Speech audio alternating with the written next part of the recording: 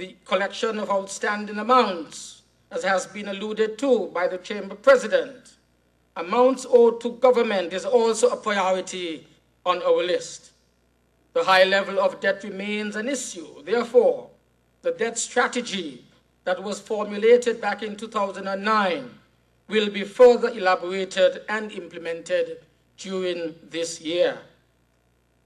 Obviously, hard decisions have had to be made in order to navigate the crisis. But be assured that the most vulnerable in our society will be protected, that the circumstances present opportunities to restructure and also to create a new and productive economic environment. I want to look at investment for a moment as well. As a small developing island state, it is important that we deal with our challenges while staying committed to the building of a modern country and society, while encouraging the quickest possible return to economic growth. Obviously, one of the fallouts of the prevailing global situation is the reduction of investment flows into our federation. Of course, this emphasizes the need to generate further domestic savings, but at the same time, there is still the need for foreign investment flows. Recently, I visited Canada and Europe on a mission to stimulate investment interest in St. Kitts and Nevis. Over the years, we have built up an infrastructure that is conducive to investment, and that is why there is great importance in attracting new investment from local and foreign sources alike. I strongly encourage our private sector companies to engage in innovative and positive ways and invest in the economy of our country. Doing so certainly would help stimulate our economy into the medium term. This is a time to be bold. This is a time to lay the groundwork in anticipation of the recovery of the global economy, just as the Chamber President alluded to a moment ago. Indeed, my government has been paying particular attention to investment facilitation and promotion, and it was the desire to improve the process significantly by creating the St. Kitts Investment Promotion Agency. In a relatively short period of time, this agency has demonstrated substantial effectiveness. Since its inception, Skipper, as it is affectionately called, has performed extremely well in the area of investment facilitation, receiving some 242 different inquiries for investment projects in 2009 alone. To date, Skipper has facilitated the establishment of a number of new local businesses, including Spice Mill, Sky Safari, and the MVC Surfer.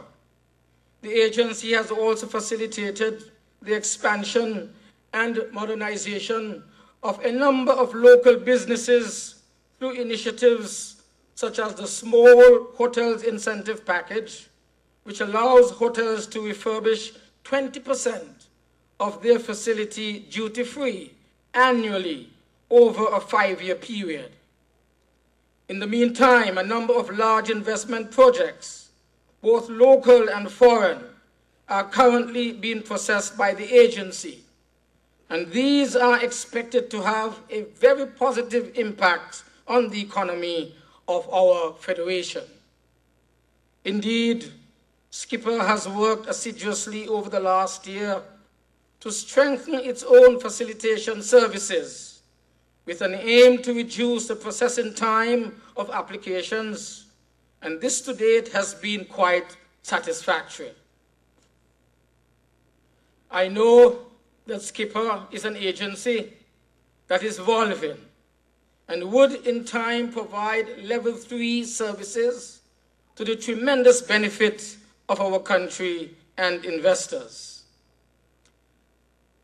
I could not say anything without touching tourism, because I emphasize that the global economic and financial conditions have resulted in substantial challenges in our tourism industry, especially in terms of hotel occupancy, visitor expenditure, investment, and job sustainability. While it is a time for careful management of our various enterprises and resources, it can be considered, as I said before, a time to reorganize and a time to strategize for a brighter future. It is strongly believed that the recovery of the world economies would bring a more discerning traveler, one who would, among other things, he would want greater value for money that he spends. That is to be expected, and it is important for us to pay attention to the establishment of quality standards in various areas of the industry, maintain and improve our own authenticity as a Caribbean destination, address the issue of attitude towards tourism, improve the aesthetics of our communities on the island, and address environmental challenges and maximize proficiency and productivity at all levels possible. There is little doubt that tourism will remain for the foreseeable future an essential tool for addressing poverty alleviation through opportunities for entrepreneurship. It provides an avenue by which many of our people could be empowered, empowers in ways that lead to improvements in the quality of their lives. As stakeholders in this industry, we must ensure that we employ every possible means within our resources to market our product, and we must be prepared to use some non-traditional methods to reach our potential clients.